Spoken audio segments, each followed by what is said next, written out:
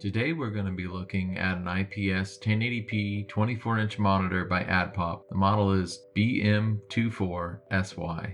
First, we're going to review the unboxing process. On the top of the box, we have an image indicating which direction the monitor is facing. For the unpacking method on the left side here, you'll need to make sure to slide it out facing the correct direction, or you could drop some of the accessories. Inside we have the power cable, which has a 2-prong plug, the neck part of the monitor stand, a HDMI cable, and the base of the monitor stand.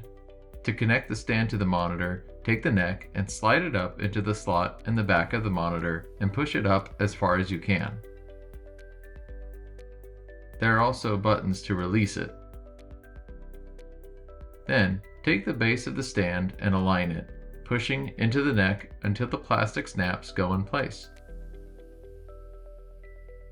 You can remove the base by squeezing these plastic snaps toward each other and then pulling away. On the back right-hand side of the monitor, you have all of the menu and power buttons, and underneath the monitor you have the connections for power, stereo jack, VGA, and HDMI. In the menu, you have a luminance section, image position and scale, color menu with 3 different blue light settings, on-screen display settings, and then the overdrive under the extra. The monitor can be tilted both forward and backward. The monitor has a resolution of up to 1920 by 1080 or 1080p, and while the website says a 75 Hz refresh rate, I was not able to see this, either in Windows or Linux. I tried both the HDMI cable it comes with and an aftermarket cable, and I also tried 2 different computers. I was only given the option of 50 Hz or 60 Hz. I immediately noticed out of the box that the colors are very vibrant, but not oversaturated, and the image at the default settings is pretty sharp. I apologize for some of the review you'll see the flicker or waves on the monitor. This is just a result of my recording device, so please ignore that. The viewing angles on this are very good as it's an IPS display. These are meant for maintaining accuracy at wide viewing angles. This means it can be a good secondary display for you since you don't have to be looking directly at it to produce the best visual results.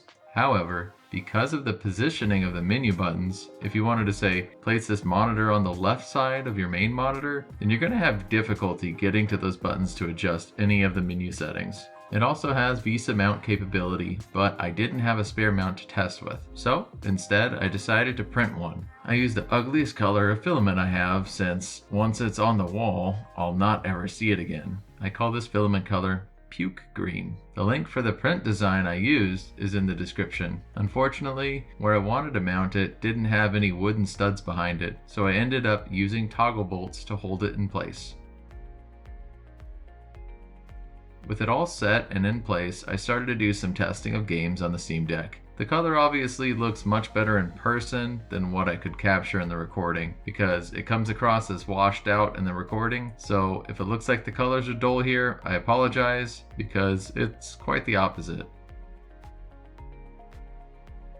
Another thing I wanted to test was the sound. The monitor has built-in speakers as well as an audio jack. Unfortunately, these speakers are nothing groundbreaking. The sound, while it can be loud, comes across with flat lows and muffled highs. Here's an example of the Sonic Mania intro with the monitor speakers at 75% volume.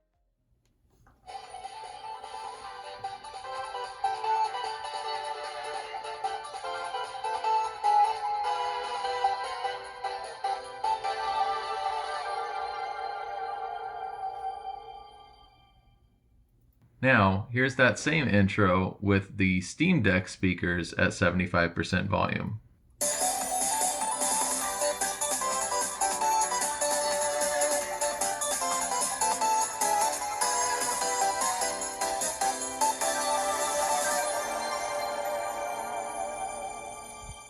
So while I appreciate the feature of sound in a pinch, this is not something you're going to want to use for gaming or music on a regular basis. However, it does have an audio jack as well, so if you're using a laptop where they don't offer a 3.5mm stereo jack, you could utilize the monitor for that using your wired headphones.